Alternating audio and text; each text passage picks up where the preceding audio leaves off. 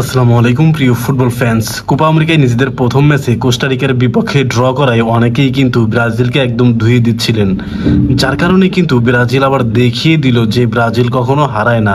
তারা ঠিকই প্যারাগুয়েকে 4-1 গোলের ব্যবধানে কিন্তু হারিয়েছে তাদের নিজেদের দ্বিতীয় ম্যাচে। আর এই ম্যাচে ভিনিসিয়াস জুনিয়র কিন্তু মাল্টিপল গোল করেছেন, যার কারণে সেই ম্যাচে ম্যান অফ দ্য ম্যাচ নির্বাচিত হয়েছেন ব্রাজিলিয়ান তরুণ তুর্কি ভিনিসিয়াস জুনিয়র।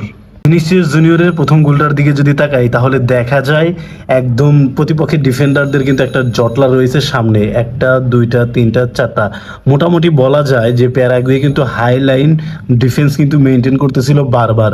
আর এইখানে কিন্তু ব্রাজিলের 3জন খেলোয়াড় রয়েছে, আবার এই 3জন খেলোয়াড়ের সামনে কিন্তু প্যারাগুয়ের আরও 3জন ডিফেন্ডার রয়েছে, 1 2 3জন।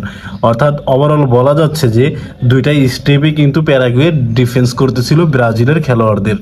কিন্তু এইখান থেকে দেখেন এই খেলোয়াড়টা একদম ফ্রিতে থাকা ভিনিসিয়াস জুনিয়রকে কিন্তু বলটা পাস করার সাথে সাথে দেখেন ভিনিসিয়াস জুনিয়র কিন্তু হালকা একটু রানমেক করবে। রানমেক করার পর ভিনিসিয়াস জুনিয়রের পায়ে কিন্তু বল এবং এই খেলোয়াড়টা কিন্তু এদিকে সরে যাচ্ছে, আর ভিনিসিয়াসের সামনে কিন্তু 2জন খেলোয়াড়, আর এই খেলোয়াড়ের পিছনে কিন্তু আরো 2জন খেলোয়াড়। তার মানে দেখা যাচ্ছে মোটামুটি কিন্তু একটা ব্লক করে রেখেছে ব্রাজিলের খেলোয়াড়দের। কিন্তু দেখেন ভিনিসিয়াস জুনিয়র এই খেলোয়াড়টাকে পাস করবে, আর এই খেলোয়াড়টা পাস করবে আউটসাইডে। আমরা যদি ক্লিপটা দেখি তাহলে আমরা বুঝতে পারবো ভিনিসিয়াস পাস করলেন এবং হালকা টাচে কিন্তু আবারও এই খেলোয়াড়টা বলটা পেয়ে গেল। এখন দেখেন এই যে ভিনিসিয়াস জুনিয়র, এই ভিনিসিয়াস জুনিয়রকে কিন্তু টার্গেট করে 1 2 3জন কিন্তু খেলোয়াড় রয়েছে। আর এই খেলোয়াড়টা সম্ভবত বলটা পাস করবেন, অবশ্যই বলটা পাস করবেন এই যে এখানে দাঁড়িয়ে থাকা পাকুয়েতাকে। মোটামুটি কিন্তু পাকুয়েতা একদম ফ্রি স্পেসে রয়েছে, ফ্রি জোনে রয়েছে, সেখানে কিন্তু এই খেলোয়াড়টা বলটা পাস করবেন। আমরা যদি ক্লিপটা দেখি তাহলে কিন্তু আমরা বুঝতে পারবো। দেখেন যখনই বলটা পাস করলেন তখনই কিন্তু ভিনিসিয়াস জুনিয়র ইতিমধ্যেই একদম বক্সের দিকে রানমেক করতেছেন। এইখান থেকে হালকা টাচে কিন্তু এই যে 2জন ডিফেন্ডার আছে পাকুয়েতা কিন্তু অসাধারণভাবে বলটা তিনি পাস করে ভিনিসিয়াস জুনিয়রকে দিবেন। যদিও এই ডিফেন্ডারের পায়ে বলটা লেগেছিল কিন্তু ফুলফিলভাবে না লাগায় বলটা কিন্তু ব্লক হয়নি, যার কারণে কিন্তু ভিনিসিয়াস জুনিয়র খুব সুন্দরভাবে বলটা পেয়ে যায় ডি বক্সের মধ্যে। আমরা যদি ক্লিপটা দেখি তাহলে আমরা আরো সুন্দরভাবে বুঝতে পারবো। দেখেন পাস করলেন এবং ভিনিসিয়াস জুনিয়র, দেখেন ভিনিসিয়াস জুনিয়র হালকা একদম রাইট উইংয়ের দিকে আসতেছিল, ডি বক্সের মধ্যে দিয়ে একদম এইদিকে আসতেছিল। আর এইখানে প্যারাগুয়ের যে ডিফেন্ডার তিনি কিন্তু ট্যাকেল করেছেন।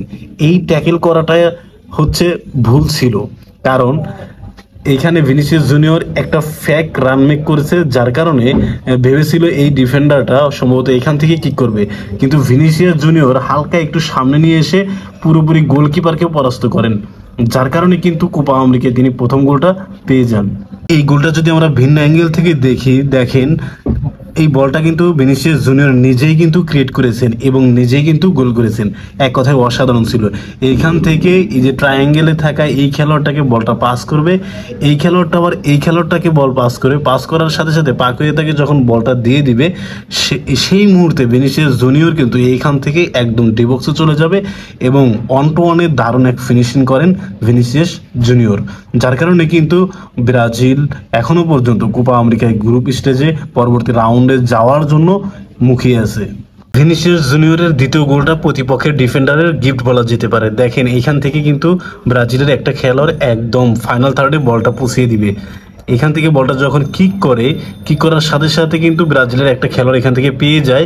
এইখান থেকে দেখেন এই যে ডিফেন্ডার কিন্তু এখান থেকে একদম ক্লিয়ার করতে চেয়েছিল, কিন্তু ঠিকঠাকভাবে ক্লিয়ার না করে একদম ভিনিসিয়াস জুনিয়রের পায়ে কিন্তু বলটা চলে যায়, যার কারণে কিন্তু ভিনিসিয়াস জুনিয়র কোপা আমেরিকায় তার দ্বিতীয় গোল পেয়ে যায়। আর এই 2টা গোল বাদেও ভিনিসিয়াস জুনিয়র কিন্তু এই ম্যাচে 7টা ড্রিবল কমপ্লিট করেছিলেন, যা এক কথায় অসাধারণ ছিল। ভিনিসিয়াস জুনিয়র আর 2 থেকে 3টা ম্যাচ যদি ভালো খেলতে পারে এবং ব্রাজিল যদি কোপা আমেরিকার ফাইনালে চলে যায় অথবা ট্রফি যদি জেতে, তাহলে অবশ্যই কিন্তু ব্যালন ডি'অরের যোগ্য দাবিদার হবে ভিনিসিয়াস জুনিয়র।